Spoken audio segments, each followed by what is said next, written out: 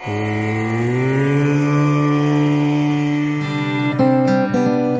बार पुनः आप सभी का स्वागत है।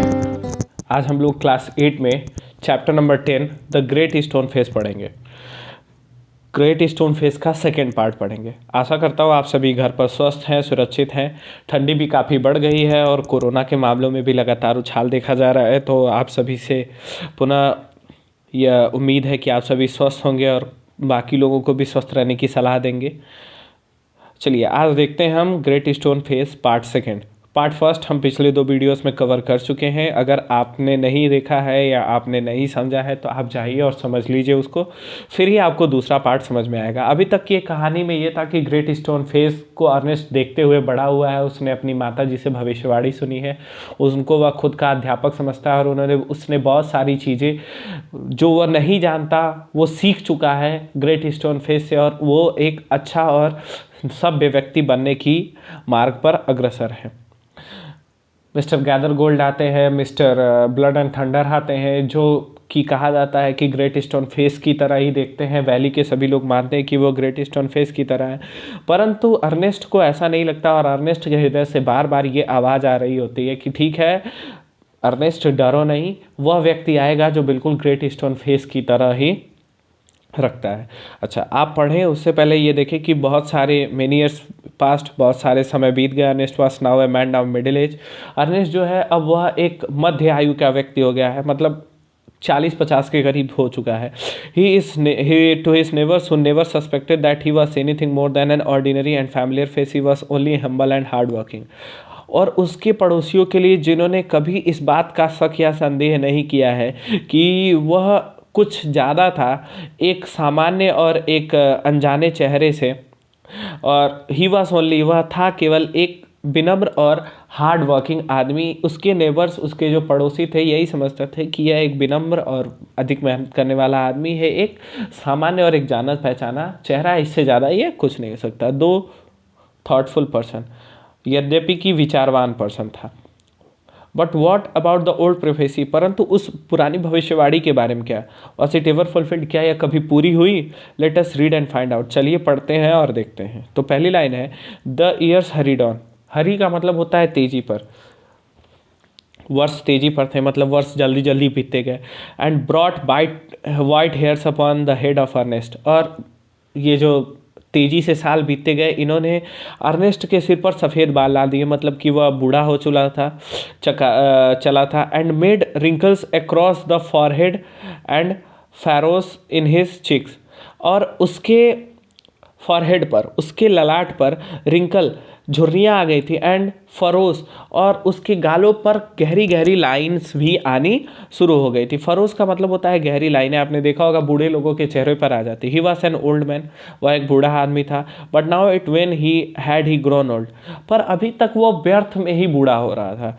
मोर numerous than the white hairs on his head were the wise thoughts in his mind. Numerous का मतलब होता है ज़्यादा मात्रा में। उसके जितने सफ़ेद बाल नहीं थे, उसके सिर पर जितने सफ़ेद बाल नहीं थे, उससे कहीं ज़्यादा उसके दिमाग में बुद्धिमानी के विचार थे, परंतु यह सब व्यर्थ थे क्योंकि वो अभी तक इसके बारे में खुद भी जान नहीं पाया था। And Ernest has ceased to be obscure, unsought for, undesired, had come to the fame which so many seek. और अर्नेस्ट हैड सीज्ड, अर्नेस्ट ने सीज कर रखा था, बंद कर रखा था। टू बी अस्क्योर, बहुत अच्छे से जाने होने से अर्नेस्ट को यह बात पता नहीं थी, वह बहुत अच्छे से जाना जा सकता था। अनसॉट फॉर, जिसको कभी खोजा नहीं गया। अनडिजायर्ड, जिसकी कभी इच्छा नहीं की गई। Had come to the fame which so many seek, और वह अब उस प्रसिद्धि को पाने वाला था जिसको बहुत ज़्यादा लोग चाहते हैं। कहने का मतलब है कि अर्नेस्ट अभी तक बहुत ज़्यादा नहीं जाने जाना वाला था, उसको लोग खोजते नहीं थे, कोई उसको चाहता नहीं था, और लेकिन अब उसको वो फेम मिलने वाला था जो बहुत सारे लोगों को नहीं मिलता, या बहुत सारे लोग जिसको ढूंढ रहे थे। He had become famous beyond the limits of the valley, और वह अब उस घाटी के सीमाओं से भी ज़्यादा, बियॉन्ड द लिमिट का मतलब होता है एक लिमिट से ज़्यादा। वह अब एक लिमिट से ज़्यादा फेमस हो चुका था, मतलब घाटी की जितनी सीमा नहीं थी उस सीमा से भी ज़्यादा वह फेमस हो चुका था। कहने का मतलब है कि घाटी के पार भी लोग अब उसको जान गए थे। He had become famous beyond the limits of the valley. College professor and even the active man of cities came from far to see and converse with Ernest and he received them with gentle sincerity and spoke freely with them of whatever come uppermost or lay deepest in his heart or their own। अच्छा, अब चूंकि Ernest बहुत प्रसिद्ध हो चुका है, college professor, college के जो प्रोफेसर थे, बड़े बड़े अध्यापक थे, and even the active man of cities, शहर के जो बहुत एक्टिव लोग थे, मतलब कि जो बहुत कार्यरत लोग थे, वो लोग आते थे। बहुत सारे क्षेत्रों में ऐसे हो लोग होते हैं, नेता हो गए या कोई समाज सेवक हो गया या कोई विचारक हो गया, वो लोग आते थे। केम फ्रॉम फार, वो लोग दूर से आते थे, टू सी, देखने के लिए, and converse with Ernest, Ernest से विवाद करने के लिए, वाद विवाद करने के लिए। कन्वर्स का मतलब होता है वाद विवाद करना, किसी विषय पर चर्चा करने के लिए लोग आते हैं। And he received them with gentle sincerity, और अर्नेस्ट इन सभी लोगों को बहुत ही विनम्रता के साथ बैठाता था, बुलाता एंड स्पोक फ्रीली, और उनके साथ स्वतंत्रता से बात करता था, विथ देम, उनके साथ, of what ever come upper most, जो भी चीज़ आती थी सबसे ऊपर, उस सबसे ऊपर का मतलब जो भी चीज़ को प्राथमिकता दी जानी चाहिए थी उस पर वो बिल्कुल स्वतंत्रता से बात करना था। और ले डिपेस्ट इन हिज हर्ट और देयर ऑन, या उनके और स्वयं के हृदय में वह गहराई से लेट जाता था, मतलब कि वह उस बात की गहराई में इतना उतर जाता था कि सामने बैठने वाला व्यक्ति भी उसकी बातों को सुनकर ऐसा समझता था जैसे उसके हृदय में अर्नेस्ट ही हो। While they talked together, his face would brighten, जब वे लोग बात करते थे तो उसका चेहरा चमक जाता था, अनएवर्स, अचानक से, एंड साइन अपॉन देम, और उनके ऊपर चमकने लगता था। कहने का मतलब है जब कोई अर्नेस्ट से बात करता था तो अर्नेस्ट का चेहरा तो चमकता ही था क्योंकि उसके अंदर बहुत ज़्यादा ज्ञान था, और सामने वाले का भी चेहरा चमकने लगता था जैसे कि उसने उस ज्ञान को ग्रहण कर लिया, as with the mild evening light. और यह एक हल्के इवनिंग का मतलब होता है शाम, हल्के शाम के प्रकाश की तरह ही चमकता होता था। While Ernest had been growing old, अच्छा एक चीज़, लोग इनसे बात करने में इतना तल्लीन हो जाते थे कि उनको समय का भी ख्याल नहीं रहता था। While Ernest had been growing old, जब अर्नेस्ट बूढ़ा हो रहा था, God had granted a new poet to this earth, तो भगवान ने धरती पर एक नए कवि को भेजा। ग्रांट का मतलब होता है भेज देना या दे देना, भेजा। He too was a native of the valley, वह भी उसी वैली का रहने वाला था, निवासी था, but had spend the greater part of his life in distant cities, पर उसने अपने जीवन का अधिकतर समय दूर किसी शहर में बिताया था। Pouring out his sweet music everywhere, सारी जगह, पोर का मतलब होता है उड़ेलना, सारी जगह अपने सुंदर और मीठे म्यूजिक को उड़ेलते हुए। Neither was the great stone face forgotten, ना ही उसने ग्रेट स्टोन फेस को भूला था।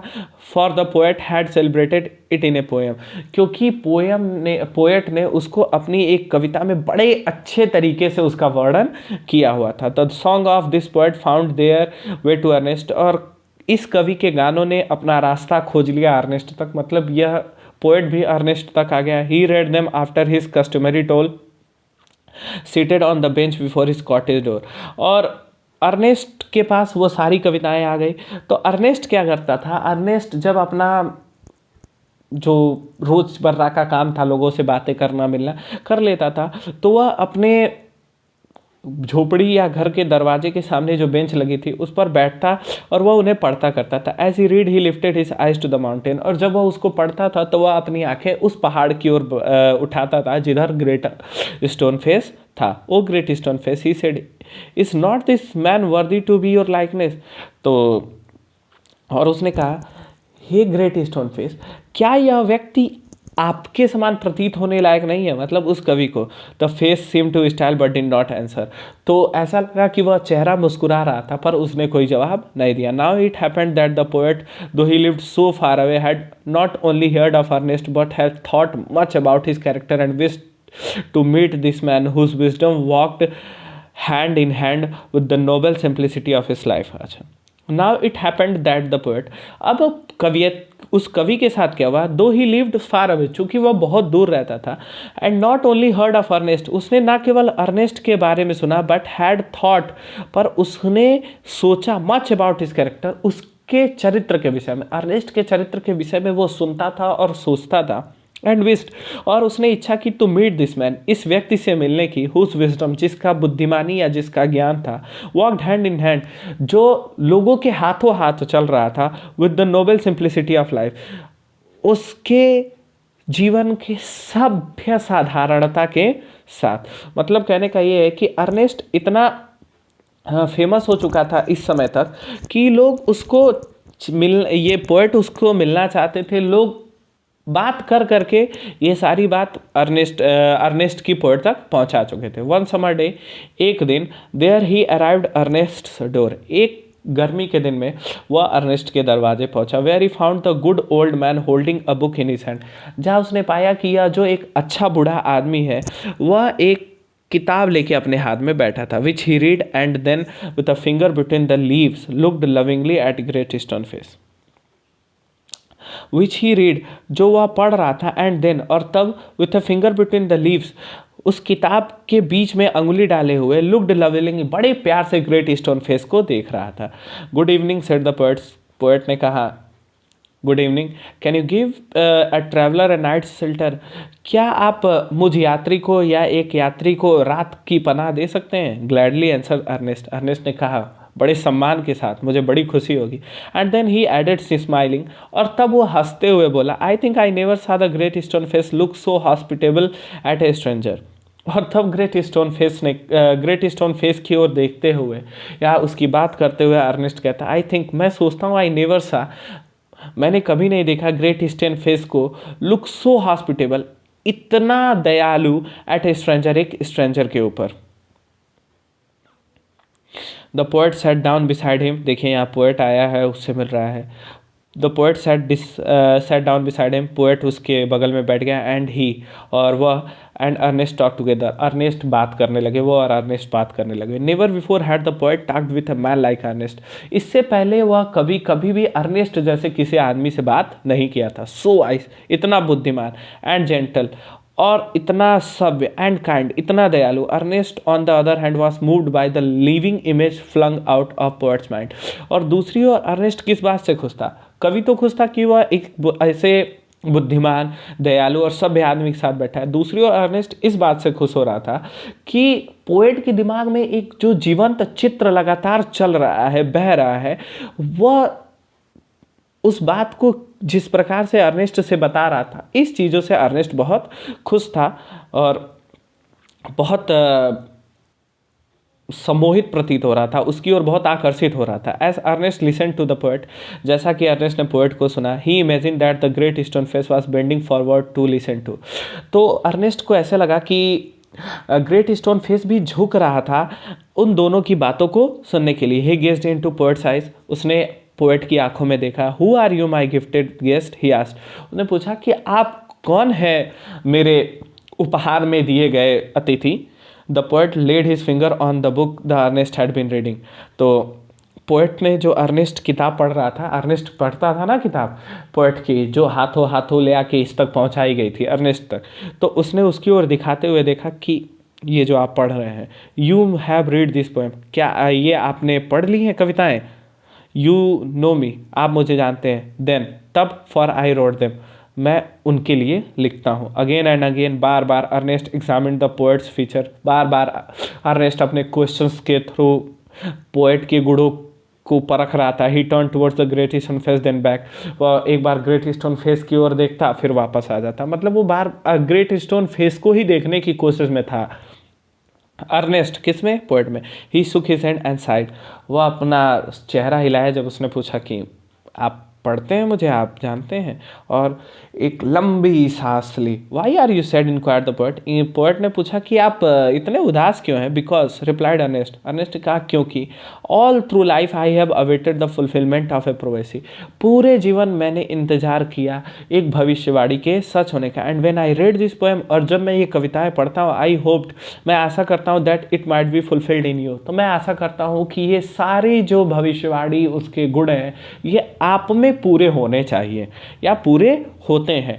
यू होप्ड, आप आशा करते हैं। Answer the poet, answer poet ने यह जवाब दिया। फेंटली स्माइलिंग, बहुत मुरझाए हुए एक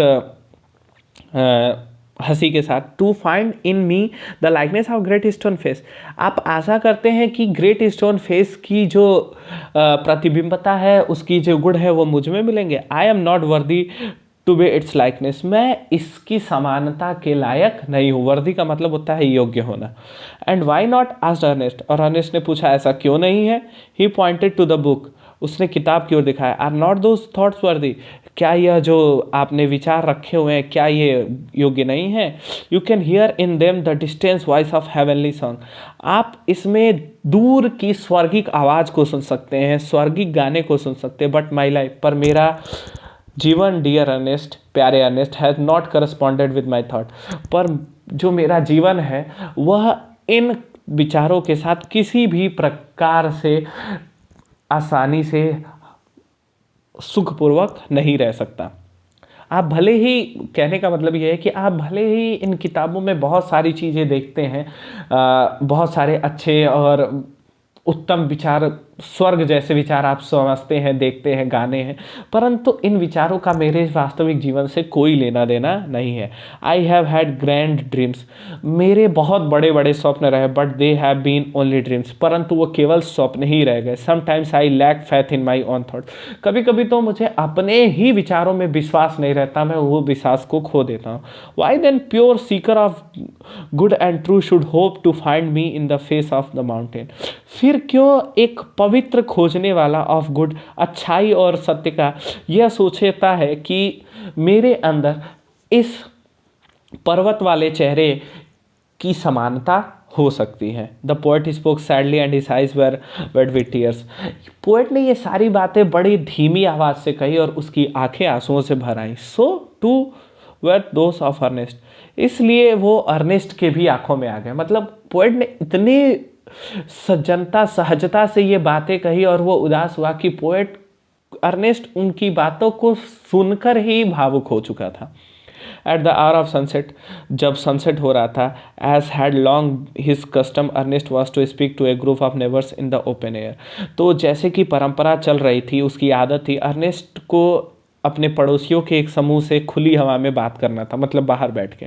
together he and the poet went to the meeting place, वो और पोएट दोनों मीटिंग प्लेस पर गए, आर्म इन आर्म, हाथ में हाथ डाले हुए। From there could be seen the great stone face, और वहाँ से वो लोग ग्रेट स्टोन फेस को देख सकते थे। Earnest through look of familiar kindness, earnest ने, चलिए आगे की जो कहानी है अर्नेस्ट थ्रू ए लुक, इसको हम अगली वीडियो में देखेंगे। फिलहाल के लिए इतनी जो आज की हमने बात कर ली है स्टोन फेस तक, ग्रेट स्टोन फेस तक, इसको आप लोग समझेंगे। और मैं पुनः कहता हूँ, जितने भी लोगों ने पुराने 2 वीडियोस को नहीं देखा है, मतलब इस कहानी के पहले पार्ट को, वो लोग जाए और वीडियो देख लीजिए, फिर ही आपको ये कहानी समझ में आएगी। और पहले पार्ट का क्वेश्चन आंसर आपको दे दिया गया था जब आप स्कूल में थे। इस पार्ट का क्वेश्चन आंसर ये चैप्टर पूरा होने के बाद आप तक पहुंचा दिया जाएगा आपके व्हाट्सएप ग्रुप के माध्यम से। अभी तक के लिए इतना ही। स्वस्थ रहिए, सुरक्षित रहिए और ध्यान रखिए अपना। बाय। मिलते हैं फिर अगले वीडियो में इसी चैप्टर के साथ।